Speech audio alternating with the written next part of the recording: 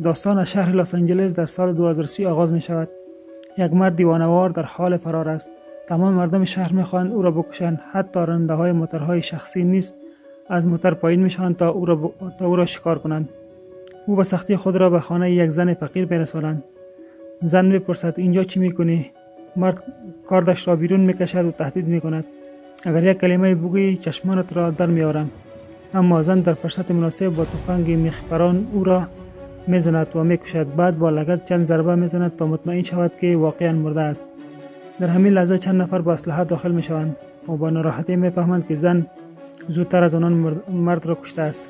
زن کارت مرده را از زمین برمی‌دارد و به پسرش میگوید بالاخره ما ثروتمند میشویم.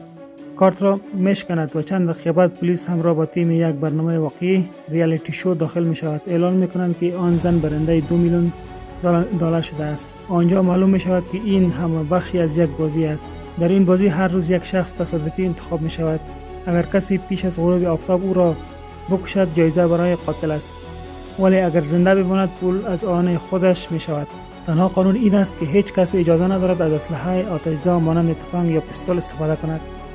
در همین روز با دختری به نام کیتی آشنا می‌شویم، بازیگر ناکام که برای شانس خود با لس آنجلس آمده تا در تست‌های فیلم شرکت کند. در موتور بازاری هم صحبت می‌شود که مهربان به نظر می‌رسد، اما بعدتر می‌فهمد همان زن ساعتش را دزدیده است. وقتی به اتاق می‌رسد که آنلاین کرایه کرده بود، می‌بیند با عکس‌های اینترنتی فرق دارد. صاحب خانه می‌گوید ما عکس‌های دروغین می‌گذاریم تا مشتری را فریب دهیم. گیتی ناچار می‌شود همان جا بماند چون کرایه‌اش ارزان است. صبح روز بعد از خواب بیدار می شود و می بیند آب از سقف بر رویش می چکد. لباس هایی که برای تست آماده کرده بود نیز خراب شده است. از عصبانیت به دوستش ایلا زنگ می زند. ایلا می گوید ناراحت نشو، لباس های من در الماری است، امان را بپوش. گیتی همین کار را می کند و برای تست می رود. اما بعد از اجرای صحنه کارگردان با تحقیر می گوید عالی بود، ولی دیگر نمی خواهم چهرت را ببینم. در همان لحظه کارتی در دست گیتی فعال می شود. او ندانسته وارد همان بازی مرگبار شده است. او نمیداند چرا کارت چهرهش را اسکن کرد، اما کمی بعد میفهمد اما اطرافیانش ناگهان دشمنش شده‌اند. دخترها در محفل تست دیوانه‌وار به جان هم میافتند تا او را بکشند. گیتی چیخ میزند و فرار میکند، ولی اشتباهی داخل سالن تمرین کاراته میشود. شاگردان هم به او حمله میکنند چون میدانند کشتن او مساوی با جایزه کلان است. در نهایت مردی به نام نوئل از راه میرسد و او را نجات میدهد. نوئل میگوید من محافظ هستم، اگر 10% جایزه را به من بدهید تو را زنده نگه میدارم. گیتی با ترس میپرسد. نوئل با مهارت همه مهاجمان را از پا در میآورد. سپس او را با کمربند به خود میبندد تا در فرار امن بماند. آنها در میابند که هر 15 دقیقه یک درون موقعیت بازیکن را پخش میکند تا دیگران بتوانند او را پیدا کنند.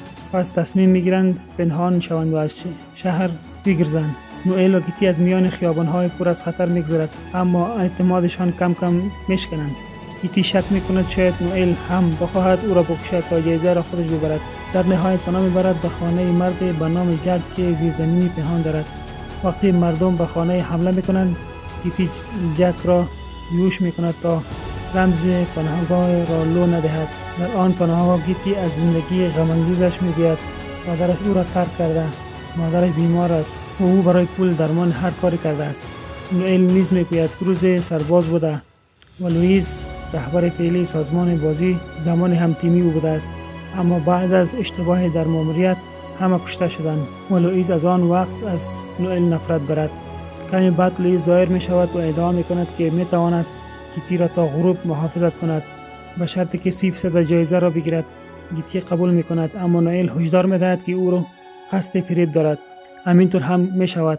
لوئیس می خواهد او را در راه بکشد و جایزه را برای خودش بگیرد. گیتی فرار می کند، ولی لوئیس نوئل را اسیر و شکنجه می کند. وقتی گیتی تماس تهدیدآمیز او را می گیرد در میابد فقط 16 دقیقه تا غروب مانده است. او تصمیم می گیرد نوئل را نجات دهد. در تئاتر شهر با لوئیس روبرو می شود. تهدید می کند که اگر نوئل را آزاد نکند خودش را می کشد تا جایزه بی‌معنا شود. در لحظه آخر با زیرکی لوئیس را گول می زند، ولی افرادش داخل می شوند. نبرد سختی در می گیرد. گیتی در حالی که از سقف آویزان است با کلید خود ضامن نارنجک در جیب لوئیس را باز می کند. نارنجک منفجر می شود. لوئیس می میرد و زمان بازی تمام می شود. کیتی نجات پیدا می کند و برنده جایزه بزرگ 3 میلیارد 600 میلیون دلار می شود. بعد از آن شرکت های خیریه می سازد، به فقرا کمک می کند، پناهگاه برای کودکان می کشاید و در نهایت با نوئل ازدواج می کند. هر دو در آرامش زندگی تازه را آغاز می کند.